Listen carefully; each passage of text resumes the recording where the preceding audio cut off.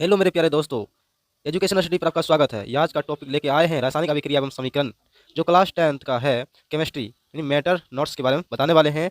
ये chapter number 1 है और क्लास नंबर 1 भी है। ठीक है, रासायनिक अभिक्रिया एवं समीकरण के बारे में डिटेल से हम इसके बारे में डिटेल से डिस्कस करेंगे। ठीक है, ये रासायनिक अभिक्रिया क्या होता है, इसका समीकरण कैसे होता है, इसमें ये कितने प्रकार का होता है, अभिकारक क्या है, उत्पाद क्या है, इन सारे बातों को हम डिटेल करेंगे ये वीडियो में। ठीक है, यदि इस चैनल पर आप नए हैं तो सबसे पहले आप सब्सक्राइब करें और बेल आइकन को दबाना ना भूलें, ताकि सबसे पहले आपको नोटिफिकेशन पहुंचे। वो भी वीडियो हम अपलोड करेंगे तो आपको पास सबसे पहले नोटिफिकेशन पहुंचेगा। ठीक है, तो सब्सक्राइब करना ना भूलें। ये सेशन को देरी ना किए हुए अब चलते हैं अगले स्लाइड पर और इसके बारे में बताते हैं। ठीक है, चलिए।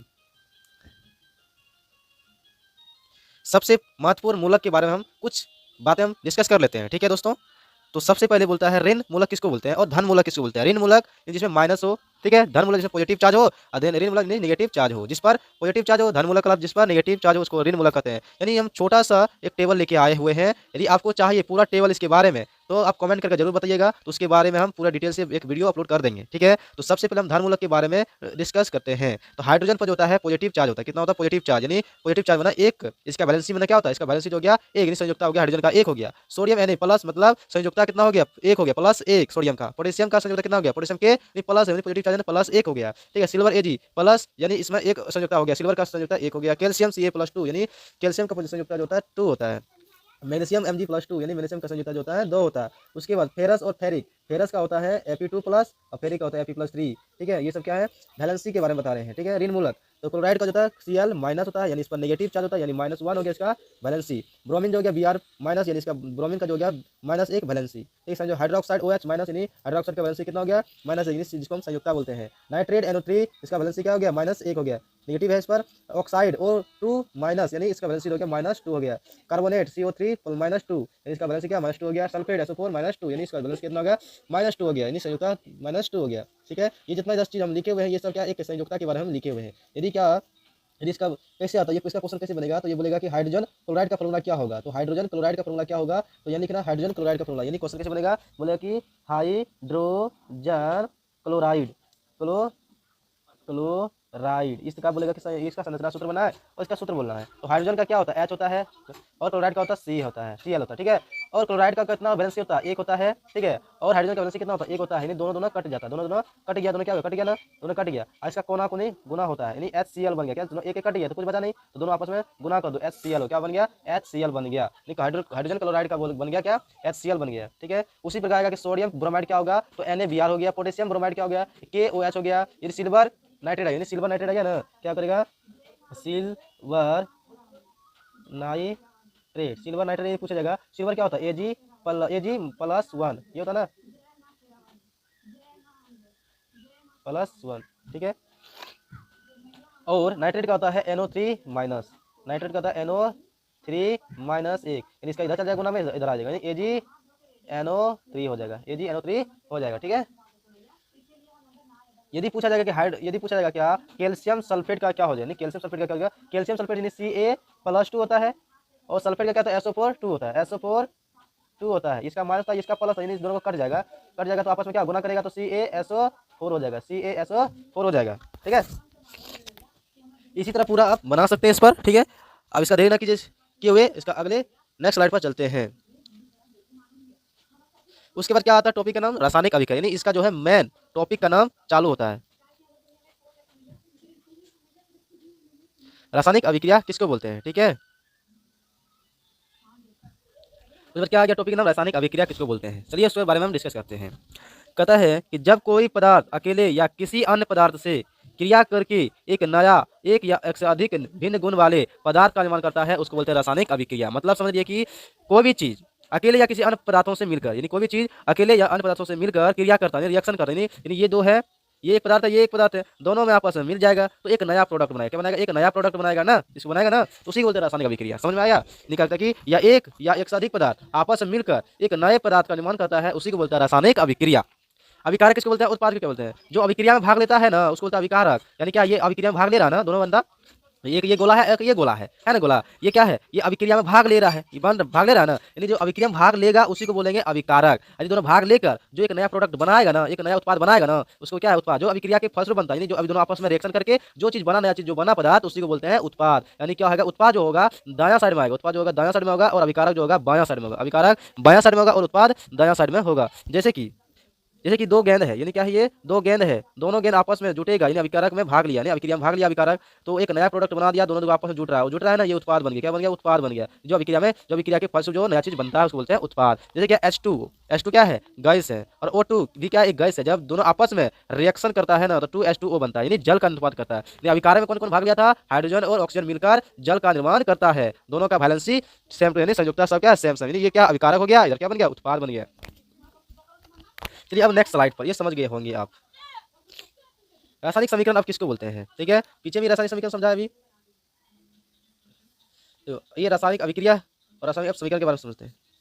ठीक है, रासायनिक समीकरण किसको बोलते हैं कि रासायनिक अभिक्रिया में भाग लेने वाले पदार्थ को संकेतों एवं सूत्रों के द्वारा संक्षिप्त निरूपण को क्या बोलते हैं, रासायनिक समीकरण बोलते हैं। ठीक है, क्या बोलता है कि रासायनिक अभिक्रिया में जो भाग लेने वाले जो पदार्थ होता है ना, उसका जो संकेत चीज होता है, उन्हीं सूत्रों को संक्षिप्त रूप में निरूपण किया जाता है, उसको बोलते हैं समीकरण, रासायनिक समीकरण। जैसे क्या हो गया, अभिकारक को, यानी क्या कहता है कि अभिकारक को बाईं ओर लिखा जाएगा। ये तो क्या है, अभिकारक को जो होगा ना बाईं ओर लिखा जाएगा, हम भी पहले ही बता दिए थे कि अभिकारक बाईं ओर लिखा जाएगा, और उत्पाद को लिखा जाएगा दाईं ओर, उत्पाद को लिखा जाएगा दाईं ओर लिखा जाएगा। ठीक है, और बीच में क्या होगा, दो पदार्थों के बीच एक चिन्ह आएगा, प्लस का चिन्ह आएगा। क्या आएगा, एक प्लस का चिन्ह, दो पदार्थों के बीच में एक चिन्ह आएगा प्लस का। ठीक है, उसके बीच में एक तीर आएगा, तीर का चिन्ह है, उसके बीच में एक तीर का चिन्ह आएगा, तब मिलकर बनेगा उत्पाद। यानी एक अभिकारक आएगा जो दायां साइड में बायां साइड में होगा अभिकारक।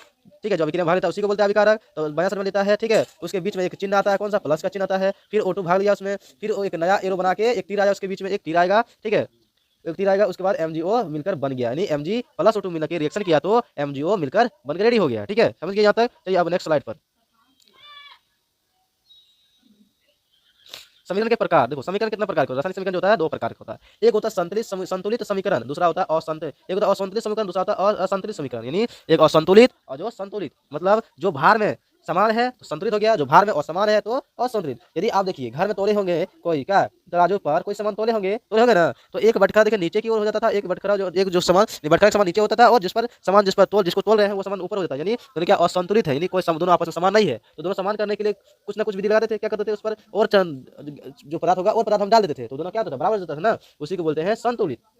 ठीक है ना, ये हो गया असंतुलित का उदाहरण हो गया, ये संतुलित हो गया। इसको उस पर और डालें समान, ये क्या होगा, ये दोनों बराबर समान हो गया, इसको बोलेंगे संतुलित। ठीक है, यानी इसको सीधा इसके बाद पूछ लेते हैं, अभिकारक और उत्पाद के परमाणु की संख्या समान ना हो, यानी क्या कहता है, अभिकारक की संख्या उत्पाद की संख्या समान नहीं होगा ना, उसको बोलेंगे असंतुलित समीकरण। और जिसमें अभिकारक और उत्पाद की परमाणु संख्या समान हो जाएगा उसको बोलेंगे संतुलित समीकरण। जिसमें अभिकारक और उत्पाद की संख्या, अभिकारक उत्पाद की संख्या क्या हो जाए, समान हो जाए, तो उसको बोलेंगे संतुलित समीकरण। जिसमें समान नहीं होगा असंतुलित, यानी अभिकारक बराबर उत्पाद होता है। क्या होता है, अभिकारक बराबर उत्पाद होता है, अभिकारक बराबर उत्पाद होता है, यानी अभिकारक बराबर उत्पाद, यानी अभिकारक संख्या जितना उतना ही उत्पाद की संख्या होना चाहिए, तभी वो क्या होगा, संतुलित होगा, वरना असंतुलित हो जाएगा। चलिए नेक्स्ट स्लाइड पर, समीकरण से प्राप्त सूचना क्या होता है, क्या होता है, समीकरण से प्राप्त सूचना क्या होता है। पहला होता है, देखो रासायनिक समीकरण के महत्व है, ये क्या है, ये रासायनिक समीकरण का जो क्या है महत्व है। पहला महत्व क्या है, आणविक सूचना। पहला महत्व क्या है, आणविक सूचना। यहाँ पर छूट गया मिस्टेक से, आप लिख लीजिएगा, यहाँ पर भी लिखना है, ये वाला यहाँ पर भी लिखना है, और ये यहाँ पर भी लिखना है। ठीक है, समझ गए आप। तो रासायनिक समीकरण का जो महत्व होता है, पहला महत्व है आणविक सूचना, दूसरा होता है गुणात्मक सूचना, तीसरा होता है भ्रात्मक सूचना, चौथा होता है आयतनिक सूचना। ठीक है, आयतनिक सूचना। तो आणविक सूचना में क्या कहता है, आणविक सूचना का मतलब होता है कि अभिकारक, क्या होता है, अभिकारक तथा उत्पाद अणुओं की संख्या, अणुओं की सूचना, यानी अभिकारक और उत्पाद की अणुओं की सूचना को बोलते हैं आणविक सूचना। अभिकारक और उत्पाद की अणुओं की सूचना को बोलते हैं आणविक सूचना। गुणात्मक सूचना किसे बोलते हैं, हाइड्रोजन और ऑक्सीजन मिलकर जल, हाइड्रोजन और क्या कहते हैं, अभिकारक तथा उत्पाद के नामों की सूचना होता है। गुणात्मक सूचना किसे बोलते हैं, नामों की सूचना को बोलते हैं गुणात्मक सूचना, यानी अभिकारक और उत्पाद, यानी अभिकारक और उत्पाद कोई नामों की सूचना को बोलते हैं गुणात्मक सूचना। भारों की सूचना किसे बोलते हैं, अभिकारक और उत्पाद, यानी अभिकारक और उत्पाद की भारों की सूचना होता है, भारों की सूचना होता है ना, भारों की सूचना होता है। आयतनिक सूचना किसे बोलते हैं, अभिकारक तथा उत्पाद के आयतन की सूचना को बोलते हैं आयतनिक सूचना बोलते हैं। ठीक है, जैसे में हो गया कि जैसे हो गया कि इसका इसे बना सकते हैं, इस पर समीकरण एक समीकरण दे देगा, क्या समीकरण देगा कि H2 प्लस O2 एरो तीर इसे बोलते हैं, इसको 2H2 को प्राप्त सूचना लिखें, यानी एक समीकरण दे देगा आपको। ठीक है, आपको बोलेगा कि इसमें से आणविक सूचना निकालें, गुणात्मक सूचना निकालें, भ्रात्मक सूचना निकालें, आयतनिक सूचना निकालें। ठीक है, ये क्वेश्चन दे देगा, तो आप कैसे निकालेंगे, तो पहला नंबर में लिखेंगे आणविक सूचना। तो आणविक सूचना में क्या कहेगा कि हाइड्रोजन, का 2 अणु, यानी हाइड्रोजन का 2 अणु है, ठीक है, और ऑक्सीजन का 1 अणु, ऑक्सीजन का देखो हाइड्रोजन कितना है वैलेंसी कितना है भाई 2 है, ठीक है, ऑक्सीजन में कितना है 1 है, तो लिखना है कि हाइड्रोजन की 2 अणु और ऑक्सीजन का 1 अणु मिलकर 2 अणु जल का निर्माण करता है, 2 अणु जल का निर्माण करता है, 2 अणु जल का निर्माण करता है, ठीक है। उसके बाद यदि गुणात्मक पूछेगा, बोलेगा कि हाइड्रोजन और ऑक्सीजन मिलकर जल का निर्माण करता है, हाइड्रोजन और ऑक्सीजन मिलकर जल का निर्माण करता है, ये हो गया गुणात्मक सूचना, ठीक है। उसके गुण के बारे में पूछ रहा है, उसका नाम के बारे में पूछ रहा है आपको, ठीक है, उसको बोलते हैं गुणात्मक सूचना। अब भरात्मक सूचना किसको बोलते हैं, ये लिखना है कि हाइड्रोजन का भार कितना होता है, हाइड्रोजन का भार जो होता है 4 ग्राम हाइड्रोजन कितना हो गया 4, यानी हाइड्रोजन का भार जो होता है 2 होता है ना, हाइड्रोजन का भार जो होता है 2 होता है, तो लिखना है 4 ग्राम हाइड्रोजन, 4 ग्राम हाइड्रोजन, और ऑक्सीजन जो होता है 32 ग्राम ऑक्सीजन, 8 ग्राम, 4 ग्राम हाइड्रोजन और 32 ग्राम ऑक्सीजन, 4 ग्राम हाइड्रोजन और 32 ग्राम ऑक्सीजन मिलकर 36 ग्राम जल का निर्माण करता है, 36 ग्राम जल का निर्माण करता है। आयतनीय सूचना बोलेगा तो आयतनीय सूचना लिखना है, क्या लिखना है, एन एन यहाँ लिख देते हैं, बेटा लिखते हैं, लिखना एन एन टी पी पर 44 लीटर 44.8 लीटर क्या लेगा हाइड्रोजन और 22.4 लीटर ऑक्सीजन, ऑक्सीजन मिलकर 44.8 लीटर जल का निर्माण करता है। यानी एनटीपी मतलब हो गया कि 22.4 लीटर, कितना हो गया 22.4 लीटर। एनटीपी मतलब हो गया कि रुकिए रुकिए रुकिए रुकिए बता रहे हैं, देखो क्या कहता है कि एनटीपी क्या होता है 22.4 लीटर, इसको होता है सब में लिखना है। यानी ये क्या है, ये एनटीपी का कितना होता है 22.4 लीटर होता है, 22.4 लीटर होता है। ये 22.4 लीटर को क्या करना है, जितना हाइड्रोजन में अणु है उतना से गुना करने है, तो ये हो जाएगा 44.8 लीटर, 44.8 लीटर। तो उसी प्रकार करेंगे ऑक्सीजन में कितना है, ऑक्सीजन में एक ही अणु है, यहाँ पर एक ही अणु है, ठीक है, तो उसमें हो गया 22.4 लीटर, दोनों का मिलाकर कितना बन रहा है, ये कितना अणु है, यहाँ 2 अणु है, तो 44.8 लीटर जल का निर्माण करता है, इसका मतलब ये हो गया। समझ में आ गया होगा। चलिए अब नेक्स्ट स्लाइड पर देखो, अभ्यास सूचना को डिकोड कर रहे हैं, ठीक है, अभ्यास अब यहाँ से होगा स्टार्ट। देखो क्या दिया, N2+3H2 एरो 2NH3 निर्माण कर रहा है, ये पहले हम इसका संतुलित करके रखे हैं, ठीक है। ये पहले इसका यदि इसका फॉर्मूला आएगा किस तरह का, N2+H2 और NH3 आएगा, ठीक है, NH3 आएगा। पहले इसको क्या करना है, बैलेंस करना है, ये संतुलित करना है, इसको यहाँ से 3 कर गुना कर देंगे, यहाँ 2 कर देंगे, ठीक है, बैलेंस हो जाएगा। हाइड्रोजन 3 6 हो गया, इसको हाइड्रोजन 3 6 3 यहाँ 2 यहाँ 6 हो गया, इसलिए इसको संतुलित करना है, ठीक है। चलिए अब स्टार्ट करते हैं इसके बारे में। तो हमको सबसे पहले क्या लिखना है, आणविक सूचना। आणविक सूचना मतलब क्या हो गया कि कितना अणु है, आणविक सूचना जो है एक अणु नाइट्रोजन और 3 अणु हाइड्रोजन मिलकर 2 अणु अमोनिया का निर्माण करता है, 2 अणु अमोनिया का निर्माण करता है, ठीक है। ये हो गया आणविक सूचना के बारे में। ये क्या हो गया, आणविक सूचना के बारे में। आणविक पहले सबसे पहले लिखना है आणविक सूचना, ठीक है, उसके बाद ही कुछ लिखना है। उसके बाद आता है गुणात्मक सूचना। उसके बाद गुणात्मक सूचना मतलब उसका नाम लिखना है, क्या लिखना है, नाम लिखना है। तो गुणात्मक सूचना में नाम क्या लिखेंगे हम, कि हाइड्रोजन और नाइट्रोजन और क्या लिखना है, नाइट्रोजन और हाइड्रोजन मिलकर क्या करता है, अमोनिया का निर्माण करता है, उसी को बोलते हैं आणविक, क्या कहते हैं, गुणात्मक सूचना।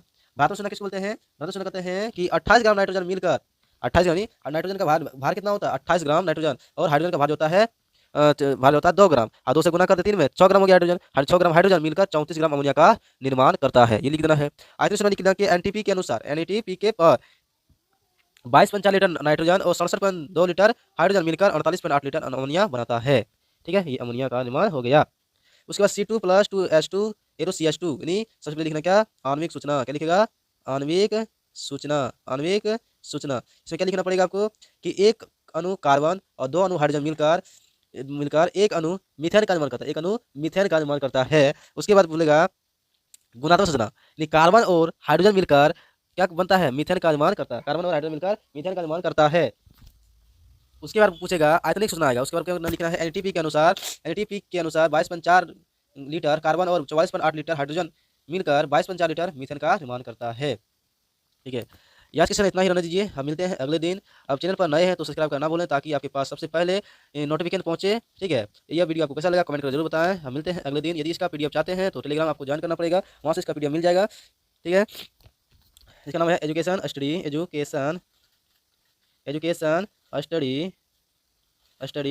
247। इस पर आप सर्च करेंगे टेलीग्राम पर, वहाँ जाकर पहुँच जाएगा। अब इसका लिंक हम डिस्क्रिप्शन बॉक्स में लगा देंगे, तो वहाँ पे भी क्लिक करके जा सकते हैं टेलीग्राम पर। ये वीडियो आपको कैसा लगा कमेंट कर जरूर बताएं। अब मिलते हैं अगले दिन नेक्स्ट वीडियो। ये वीडियो जो था इंट्रोडक्शन क्लास, ये पहली क्लास हुआ था, क्लास 10 का, जिसका नाम है रासायनिक समीकरण, ठीक है। हम मिलते हैं नेक्स्ट वीडियो में। जय हिंद, जय भारत।